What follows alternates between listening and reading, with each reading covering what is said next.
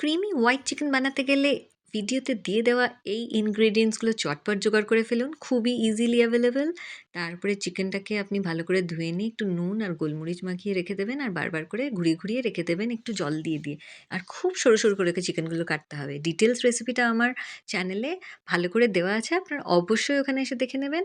তারপরে চিকেনটাকে এইভাবে আমরা ভালোভাবে নেড়ে চেড়ে নেবো, একটু রসুন পেঁয়াজ ফোড়ন দিয়ে, তারপরে ওর মধ্যে একটু গোলমরিচ, একটু চিলি ফ্লেক্স দেবো, একটু নুন দেবো। এবার পাশে হোয়াইট সস বানিয়ে নিচ্ছি। হোয়াইট সস বানানোর ডিটেল পদ্ধতিটা আপনারা আমার চ্যানেলে গিয়ে ফুল ভিডিওটা দেখতে পাবেন। সেখানে একদম বুঝতে পেরে যাবেন কিভাবে করতে হবে। আর কি দুপুরবেলার জন্য একদম একটা অন্য ধরনের রেসিপি। এটা আপনারা ডিনারেও খেতে পারেন any time. These are party recipes of course. আর সব সময় এগুলো হিট রেসিপি, মানে যে রান্না জানে প্লাস যে জানে না তার জন্যও এটা হিট।